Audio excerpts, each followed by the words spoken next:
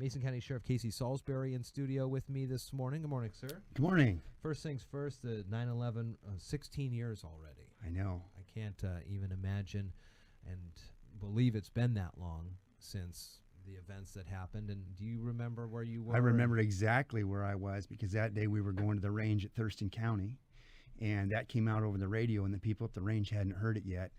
And as that started, we were having to make plans on something we didn't know what was happening, and we were starting to call families and make arrangements to how we were going to handle whatever it was that was happening. Mm-hmm. It was certainly riveting. It's probably not the best descriptor of it, but people across the country just glued to their TVs back then to see what was going on. We got a couple things to talk about here today. We had planned on having you and the Shelton Police Chief Darren Moody on. There have been some conversations in the print media and online about the upcoming budgets, the jails, and things like that.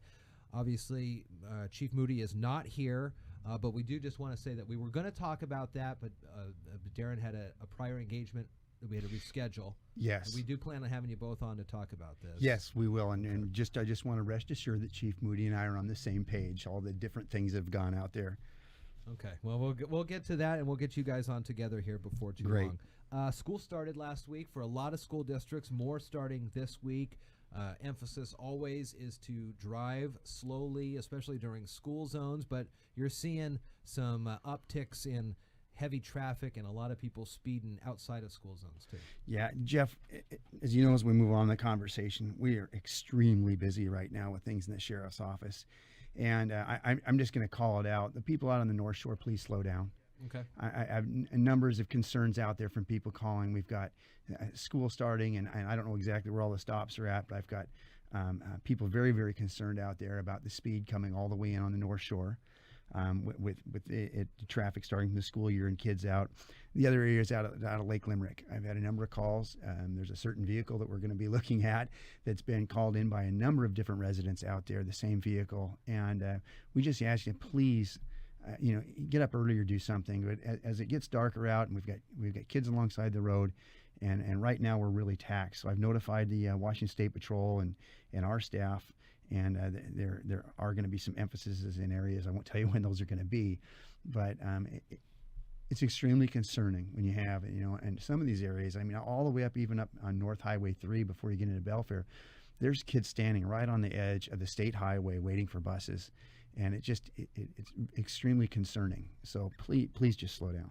When you you can elaborate as much or as little as you want. If it is within a neighborhood like the Lake Limerick neighborhood, can they call somebody and get one of those radar detectors? Perfect. Thanks for asking. Oh. That's going to be up on the North Shore right now. I had both those calls come in within just a few moments of each other, and I'd already told the folks up at the North Shore that our Speed Watch measuring device is up there right now, and we're hopefully going to move that out into the Lake Limerick area. And when the residents see where it's at, they'll understand which neighborhood we're concerned with. But please, all over in those areas, you come around the curves out there in Lake Limerick, you're coming on the curve and you're right on top of somebody there, and it just needs to slow down. There's too many kids out there next to the road, and you don't always know. Just last week when I went north, I come around the curve up there, and it looked like there was somebody laying there already. It was a jacket and a backpack and things laying right next to the road, and the kids were standing back. But you just don't know, and it's just for the safety of the kids. I just ask you, just please slow down in those areas, all over the county, but in those areas especially right now. Can you give me some details on some of the outstanding cases without divulging anything that would compromise investigations? There's been, of course, the reports of the connection between the 3 Seattle brothers and Mason County and other cases like that. Yeah, Jeff, I'll actually thank some people on this early in the investigation that have helped us out. Most of that information, without going too far into it, Seattle Police Department had a case that developed within Seattle, notified us that there was a property involved in Mason County that they would be looking into and doing a search warrant on. The initiating piece of that case is developed much further than what they thought they had in the beginning, which now involved our county. It's still an active investigation and will be for probably quite some time. There are a number of people involved in this, and I understand everybody worries about expense. When we're talking about people's families, if it was your family, you would want no rock, not turned over, and no expense, anything spared. And we're being very reasonable with what this costs, but we can't tell people that we're not going to go out there and try to take care of criminal activity. I understand that at this point we believe that the suspects are in custody, but we're working for victims now. And I want to thank a number of people. I don't want to miss anybody here. And the magnitude of this is we simply don't have the resources in Mason County to do much of this stuff. And thank goodness we have great relationships that we've established over the years with other agencies. Washington State Patrol has been on the scene with this. The Department of Homeland Security, Federal Bureau of Investigations felt it significant enough that this senior supervising agent for this area is with us on this. Thurston County Sheriff's Office had, I think, nearly every one of their detectives Friday working with us on things. Our own public works facility up there, I had to call Mr. Houth last week late in the evening. Public works has just done a superb job. There's a number of workers that are working, I guess you'd say, nearly in the group with us. They're right in the middle of it with us. And what a super job that they have done for us. The King County Sheriff's Office has had people down here. The Seattle Police Department last week, when I talk about these things, the significance, when Chief O'Toole is concerned enough to drive down and sit with me personally and visit the areas last week, the Grays Harbor County Sheriff's Office is actively involved in this investigation with us. I want to thank, another way to say it, just say the names on radio, I thank Rob Goodwin at his business, Other Goodwin Excavating, and Island Johnny's for helping us out last minute with some things. ProBuild, we needed some equipment immediately, and ProBuild donated some equipment to us immediately. The Squaxin Island tribe has had people assisting us on this scene.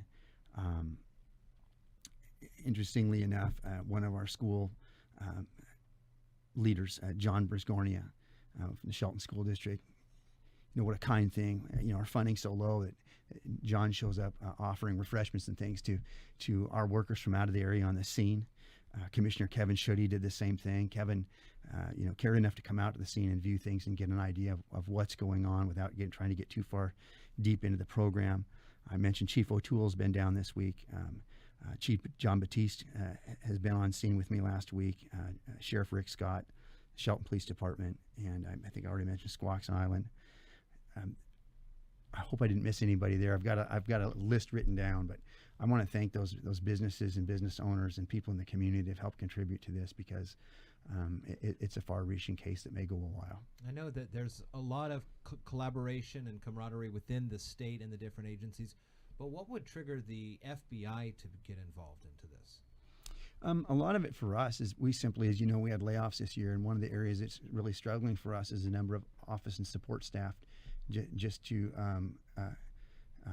put evidence together and things like that. We don't have an evidence officer right now, so we're having to take somebody out of another division to do evidence. And so when you're collecting evidence on these things, a way to put that together, and they have a system in which that evidence becomes put together so that all of the law enforcement agencies involved in this are coordinated. So if we're looking up information, everybody's information goes into one system, and they're coordinating that for us.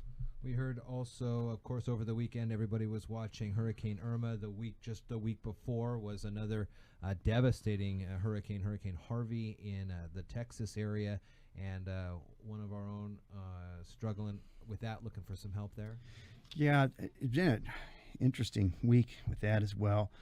One of our deputies has been a longtime deputy with our office.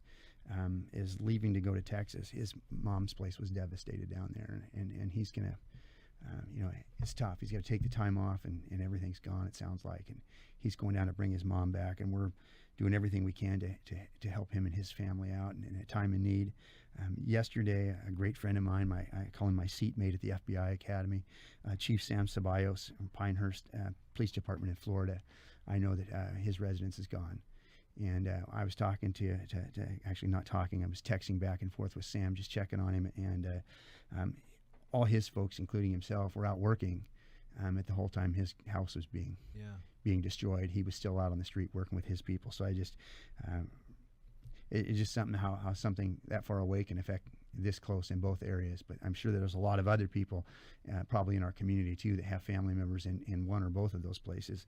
But it's a really challenging time across. Everybody's taxed with trying to keep up with this. So anyway, I keep those folks in mind, but we're working to try to help out one of our deputies and see if we can help make that easier for him. Mason County Sheriff Casey Salisbury, always nice talking with you. And the upcoming, we'll have a talk with you and Shelton Police Chief Darrin Moody here to talk about some of these budget issues that we've been reading about in the local press here. So that'll be upcoming, and I won't want to miss that one. Good to see you, Casey. Thank you so much. Have a good rest of your day. Okay, bye.